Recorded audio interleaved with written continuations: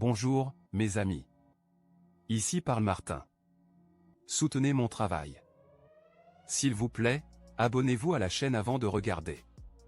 Dans cet épisode, nous discuterons de deux sujets très importants. Chaque sujet est pertinent et intéressant, donc assurez-vous de regarder mon épisode jusqu'à la fin. Aujourd'hui, nous parlerons de sujet numéro 1. Après la reddition de Nagorno-Karabakh, les dirigeants débattent du sort des Arméniens. Sujet numéro 2. Le président russe souligne l'importance de garantir les droits des Arméniens de Karabakh. Un jour après que l'Azerbaïdjan a utilisé la force pour affirmer son autorité sur une région montagneuse séparatiste dans le Caucase du Sud, ses responsables se sont réunis avec des représentants de l'enclave pro-arménienne jeudi pour discuter de l'avenir des résidents sous le nouveau gouvernement. Accompagnée de pacificateurs russes, une délégation du gouvernement de Nagorno-Karabakh est arrivée dans la ville d'Evlak en Azerbaïdjan pour rencontrer des représentants du gouvernement azerbaïdjanais. La reconquête militaire rapide de Nagorno-Karabakh par l'Azerbaïdjan, une portion stratégique de terre légèrement plus grande que Rhode Island et reconnue internationalement comme faisant partie de l'Azerbaïdjan, pourrait encore modifier les dynamiques de pouvoir dans la région volatile où les intérêts de la Russie, de la Turquie et des États occidentaux s'affrontent. La victoire de l'Azerbaïdjan a également posé un défi humanitaire pour des dizaines de milliers d'Arméniens qui y vivent. Citant de multiples offenses historiques, de nombreux Arméniens s'opposent fermement à être sous le gouvernement azerbaïdjanais. Et bien que le président azerbaïdjanais Ilham Aliyev, dans un discours mercredi, ait promis de créer un paradis pour les Arméniens du Karabakh qui pourraient enfin respirer de soulagement, peu se sont laissés persuader par un message qui vient du chef d'une nation que beaucoup d'Arméniens voient comme déterminée à les détruire. Le plus gros problème maintenant est que faire des nombreuses personnes déplacées qui ne peuvent pas revenir dans les villages qui ont été capturés par l'Azerbaïdjan, a déclaré Olzia Vartanian, analyste évaluant la région pour le groupe international de crise. Elle a dit qu'il y avait des milliers de personnes à Nagorno-Karabakh qui ne pouvaient pas décider quoi faire, se cacher dans leur sous-sol, rester dans les bases et points d'observation des pacificateurs russes ou essayer de fuir la région.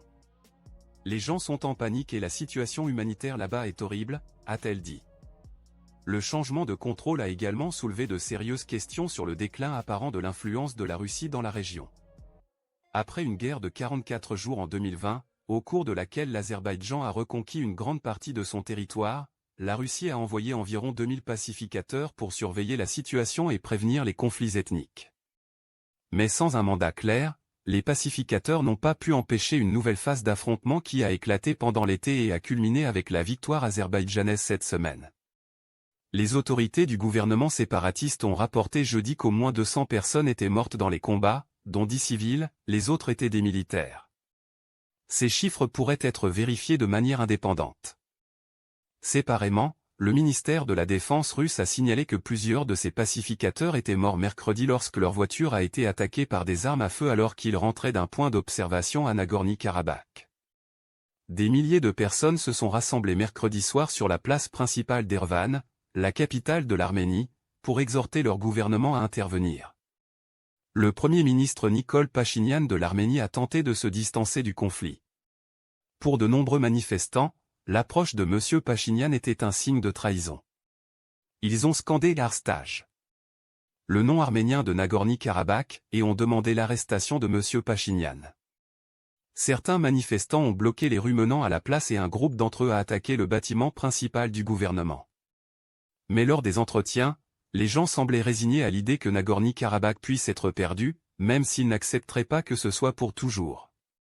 Un groupe plus petit devant l'ambassade russe à Erevan a demandé que Moscou adopte une position plus ferme.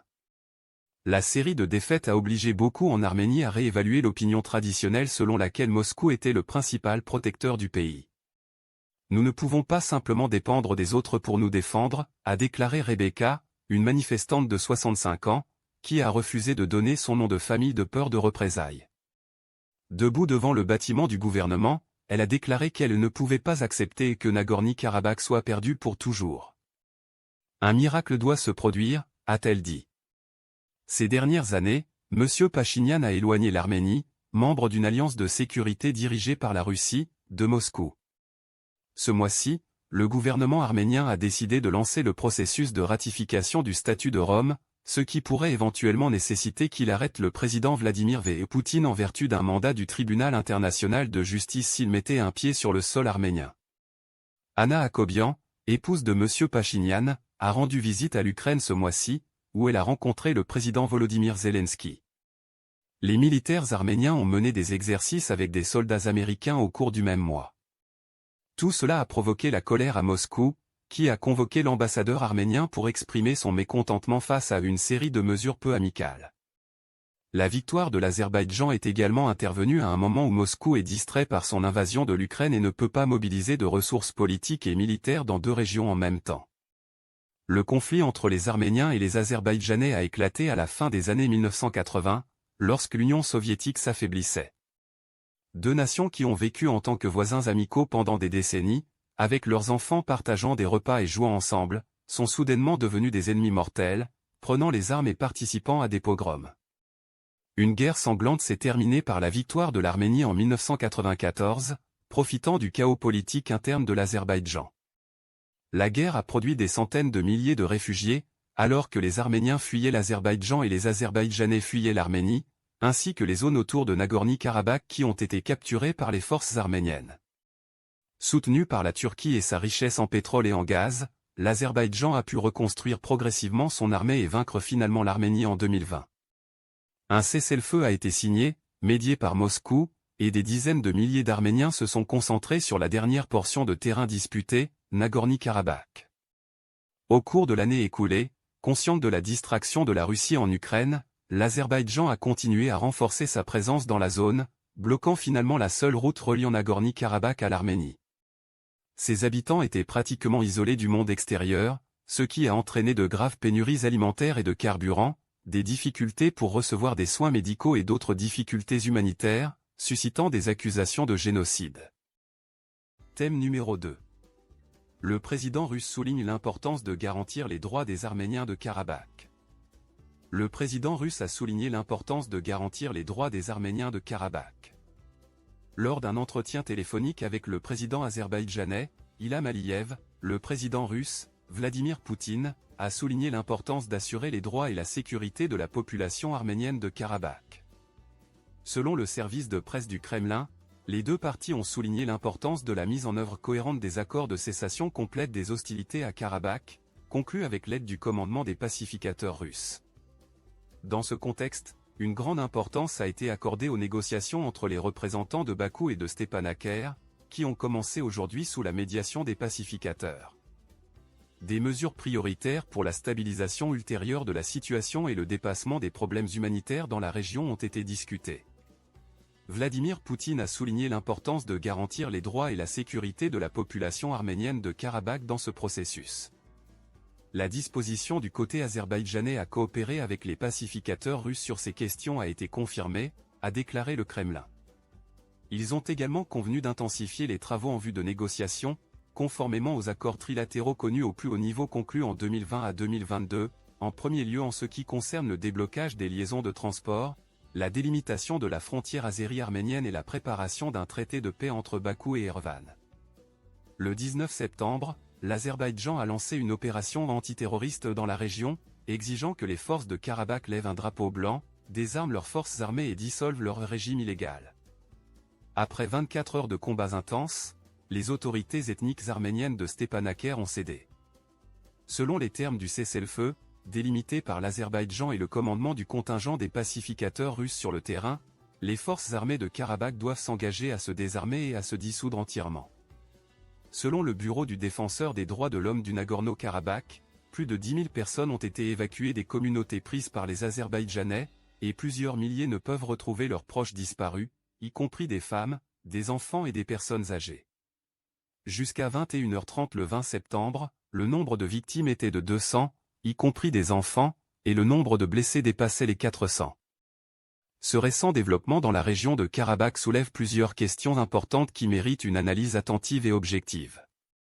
Tout d'abord, l'entretien téléphonique entre les présidents de la Russie et de l'Azerbaïdjan, lors duquel l'importance de garantir les droits et la sécurité de la population arménienne de Karabakh a été soulignée, met en évidence la nécessité d'une solution durable et pacifique dans la région. Les deux parties ont reconnu l'importance de la mise en œuvre des accords de cessez-le-feu soutenus par les pacificateurs russes. Il s'agit là d'une avancée positive vers la stabilité dans la région. Les négociations en cours entre les représentants de Bakou et de Stepanakert, avec la médiation des pacificateurs russes, sont également un développement significatif. Ces pourparlers pourraient jouer un rôle crucial dans la recherche de solutions aux problèmes humanitaires et dans la stabilisation de la région. L'appel de Poutine à la coopération du côté azerbaïdjanais pour garantir les droits et la sécurité de la population arménienne est un geste visant à instaurer la confiance et à favoriser la coopération dans une région ayant connu des conflits prolongés. La coopération entre la Russie et l'Azerbaïdjan sur cette question est essentielle pour parvenir à une solution durable. Un autre aspect important est la référence aux accords trilatéraux de 2020 à 2022. Ces accords, impliquant la Russie, l'Azerbaïdjan et l'Arménie, aborde des questions fondamentales telles que le déblocage des liaisons de transport et la délimitation de la frontière entre l'Azerbaïdjan et l'Arménie. De plus, la préparation d'un traité de paix entre Bakou et Erevan est une étape importante vers une résolution à long terme des conflits dans la région. Ces accords trilatéraux ont le potentiel d'apporter stabilité et prospérité à la région. Cependant, il est essentiel de se rappeler le contexte dans lequel ces événements se déroulent. L'opération antiterroriste lancée par l'Azerbaïdjan et la reddition des autorités ethniques arméniennes de Stepanakert soulèvent des préoccupations humanitaires. L'évacuation de plus de 10 000 personnes et la difficulté à retrouver des proches disparus sont des problèmes qui nécessitent une attention et une action immédiate. De plus, le nombre de victimes et de blessés est également de sérieuses préoccupations. La perte de vie, y compris celle des enfants, est une tragédie qui doit être évitée dans les futurs conflits. La communauté internationale a la responsabilité de travailler ensemble pour prévenir la perte de vie et rechercher des solutions pacifiques aux conflits. À ce stade, il est important que la communauté internationale s'implique et apporte une assistance humanitaire aux personnes affectées par le conflit à Karabakh. La recherche de solutions politiques et la promotion de la paix doivent être les priorités, et toute escalade supplémentaire de la violence doit être évitée. En fin de compte, la situation à Karabakh est complexe et nécessite une approche équilibrée et une coopération internationale efficace. Les pourparlers en cours et les accords trilatéraux sont des pas dans la bonne direction, mais il est essentiel de traiter les préoccupations humanitaires et de garantir la protection des droits de la population arménienne dans la région. L'opinion de la communauté internationale et sa participation active dans la recherche d'une solution durable sont cruciales pour parvenir à la paix à Karabakh. Que pensez-vous de la situation à Karabakh et des efforts pour résoudre le conflit? Nous vous invitons à partager vos réflexions et commentaires.